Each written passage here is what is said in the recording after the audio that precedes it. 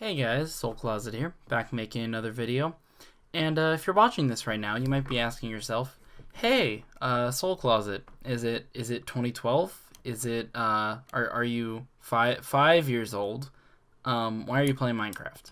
And that's a good question. I don't dislike this game, but as you guys probably don't know, I have really bad wrists, so that's why I don't play a lot of stuff that involves the mouse at all, which kind of sucks because I can't play shooter games at all. I can't really play anything that involves the mouse anymore, which is unfortunate.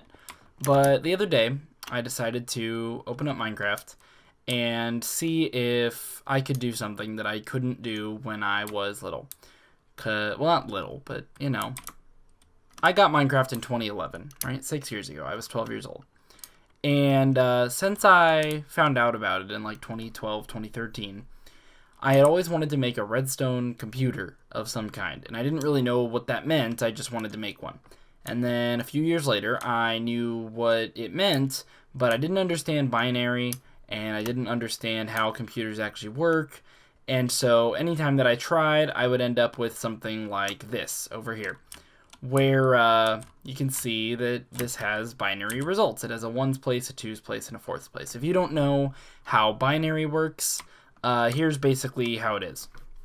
So you've got, instead of adding, so when you add numbers like a, regular person, right? You start with 1, and then you have 2, so this is 2. And you have 3, 4, 5, 6, 7, 8, 9. Okay, you have 9. But when you get to 10, that's more than one digit. So instead of putting a 10, right, you put 11. So now this, well, I mean, I guess I would want to put, or you put 10 rather. Yes. So you go 1 down and it's 10 now. Even though there's a 1 and then like a 0, it's 10. I'm not representing this very well, but you know how numbers work. You know, instead of 10 being one number, because we just don't have a number for 10, it's just 0 through 9, and then you roll over, and now it takes 2 digits, and it's 10. In binary, you roll over after 1. So you have 0, so you have like 0, and then you have 1, and oh, you can't do that. That doesn't work. So you have to go 0, and then 1, and then 0, and then 1, and then 0, and then 1, and so on. So this number would be 1, 1, 1, 1, which would be like 15, because it's powers of 2. So you can imagine that it's 1 times 2 to the 0th power. Anything to the 0th power is 1. So this is 2 times 1. Or sorry, 1 times 1. My apologies. And then it's 1 times 2 to the first power. So it's 1 times 2 to the first, which is 2, right? And then it's 1 times 2 to the second power, which is 4, right? And then it's 1 times 2 to the third power, which is 8. And then when you add 8, 4, 2, and 1, you get 15. That's how binary works. It's powers of 2 instead of powers of 10, where you roll over to the next digit, right? So you only have 0 and 1 in binary. There's either something there or there's not, okay? So now that you kind of, have an idea how binary works, that's something that I didn't really understand until like a year ago or less. And so I took computer science classes at school, and I learned how that works, and I learned how computers calculate things. I learned the basics, not the circuitry, but the basics of, in theory, how does a computer calculate adding binary numbers. And I made this guy. This is a fully functional 4-bit, which means that there are 4 spaces for your input. 1, 2 to the 1, or 2 to the 0, 1, 2 to the 2, sorry, I'm messing up. 2 to the 0, 1, 2 to the 1, 2, 2 to the 2, 4, 2 to the 3, 8. So each of the inputs, this is one input, this is another input, can be 4 bits. Each one of these is a bit. And then the output is, I use 5 bits to display it, because if you add 15 plus 15, that doesn't fit in 4 bits. If you add two 4-bit numbers, it doesn't always fit in 4. So I added a 5th one, 16, 8, 4, 2, 1, so that you can always fit the result. So let me show you it working. So let's say we want to add 10, so we would choose 8, and you'll see it lights up, and 2, so that's 10, 8 plus 2, right? And let's say we want to add 5. Okay, 4 and 1, 8 and 2, that should give us 15, which means all of the ones in the result, 8, 4, 2, and 1 should be lit up. Hey, what do you know? What do you know? It's lit up. And, I mean, that's a fairly easy example to fake if this thing didn't actually work, because 2 of those are lit up, and then the other 2 are lit up over here. But if I add another 2, we get 17. Because you can see we have 16 and 1, 17. If I add 8 to that, we should get 25. And we do. 16 plus 8 is 24, plus 1 is 25. So, yeah. And then you press reset on either side, and it resets both of them and sets that back. So I'm not going to do a bunch more addition for you guys. You guys can fairly easily tell that addition works. But how did I make this? Well, I'm not going to make a tutorial because that's ass. And I also just kind of winged it. So that's why it looks really messy and some parts are uneven and this part just sticks out, whereas this one just goes straight and looks nice. And, you know, it's really messy because I just kind of made it off of a basic idea. So I can tell you where I started building this. I started with placing these down for color reference, and I started with this module right here. This area with the pistons, the pink walls, not the white part above it. That's a reset. We don't have to worry about that for now. But, you know, these lights, but these. This right here, which has a piston under it. Let me get one of those again. This is called a, oh boy, I don't remember what people call it. I don't watch Minecraft things anymore. I don't remember what people call them. But basically, it generates a 1-tick pulse. So if you're not aware, which you probably are, Minecraft works on a number of ticks.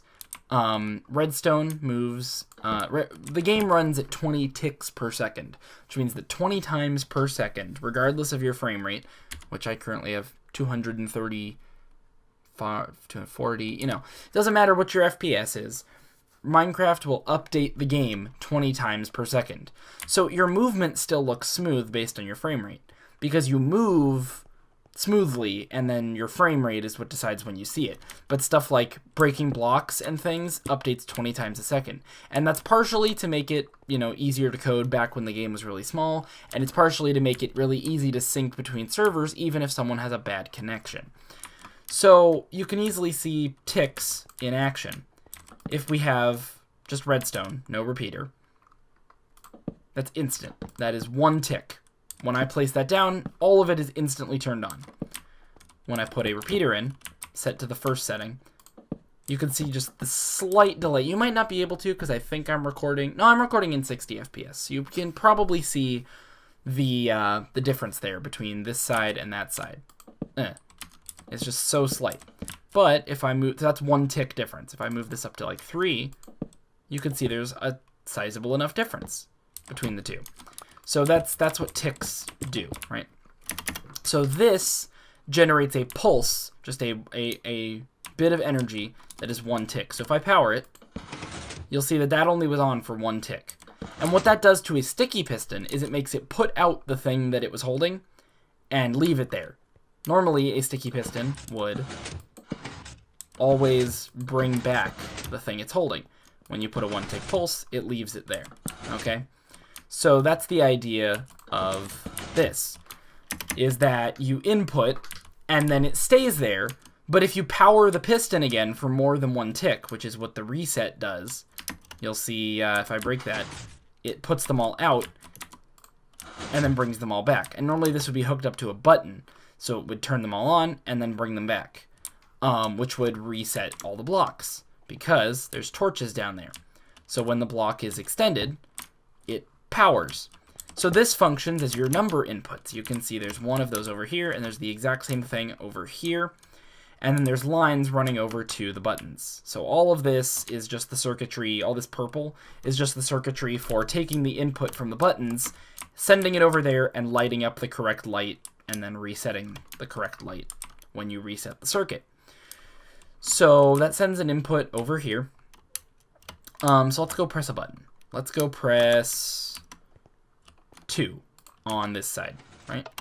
So 2 gets sent over here, and you can see that it fired the piston and left that there. So now 2 is, and I added lights to make sure you can see it. So the 2's on either side are the green section. So you can see I color coded it, whatever you want to say, vertically. So 2, the line for 2 goes up here, it stays on the green, and then it's in the green segment the entire time. So let's break down what this does. So we have a 2 coming in here, and what I'm going to do is I'm going to go reset the line. I have levers on the inside to make it easier to simulate without going and pressing the buttons. So let's go back to the green, and let's say that there's a 2 on this side, okay?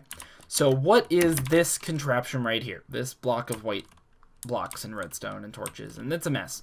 This is called an XOR gate, meaning exclusive OR. In formal logic, exclusive, well, okay, first I have to talk about what OR is, I guess. OR means that you can either, you have 2 inputs. The idea is you have 2 inputs, and you can have true or false. You can have true or true. You can have false or true, which is the same thing as this one. And you can have false or false, okay? So when it's just OR, and it's not XOR, then anything with true on either side is true. Because if you say, you know, is either 1 or 2 true? Well, yeah, 1 is true, or 2 is true, or they're both true. Either 1 or 2 is true, and they can both be true. So the only time that it's false is when both are false, right? So when we translate that into redstone, an OR gate is simply 2 levers and a piece of redstone in the middle. This redstone's off because both of these are off, so they're both false, so to speak. But if either one of them is true, or both of them are true, or on, it's on. So that's the idea. What XOR is it's the same thing, except that if both are true, it comes out false. And that's important. When you want to add 2 binary numbers, you'll know, okay, so you'll notice that I have one of these on, right? One of the 2's is on, and it comes out on. But if I turn on the other one, it comes out false. And that's important for binary numbers. Like I was explaining before, if you add a 1 and a 1 in binary, well, that makes 2. But you can't have 2 in one space. So you have to roll over. You have to roll over. So if you have 1 and 0, that's fine. 1 plus 0 is 1, and 1 fits in one space, right? Same thing here. 1 and 0 fits into one space. But if you have 1 and 1, well, then that's 1, 0. Because that just means you bumped up, right? So you can't fit that in one space. That's what this does. When they're both on, the output is false.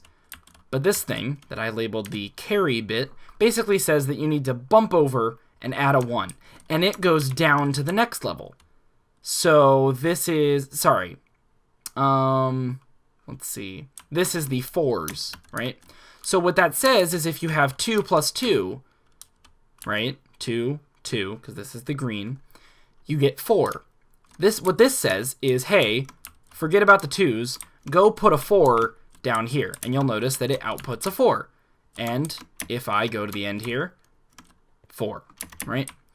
So that doesn't comprehensively explain how binary addition works or how exactly this thing works, but it's basically the same thing on each level with the proper wiring done to make sure that it's 100% functional and always gives you the correct answer.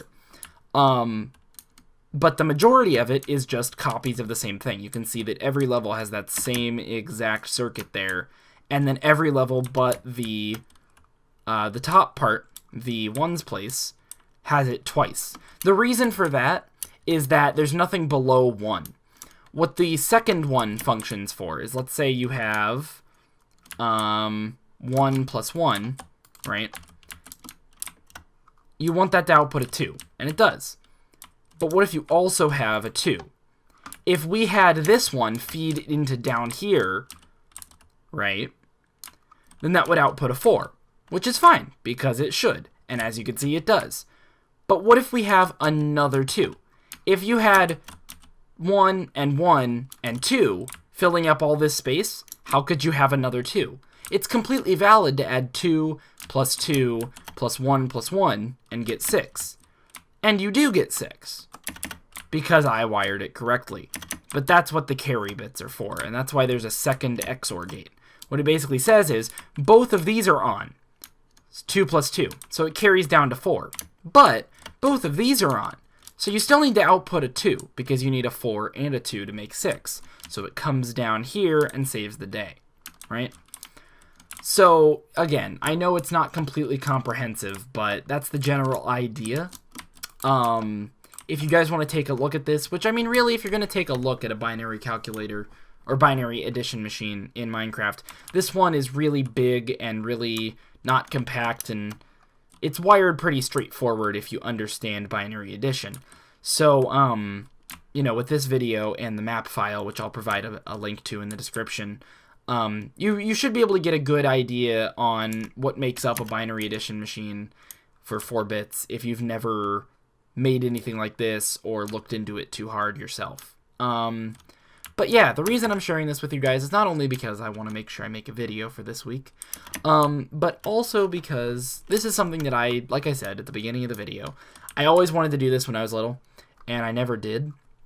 And I kind of, you know, I always felt a little, not bad about it, because that would imply that it had some sort of self-worth, and it really doesn't, but, you know, I always felt a little bad that every time I tried, I would just fall into loops. I would make something like this. So now that I've shown you guys how it really works, I can show you why this is bad, right?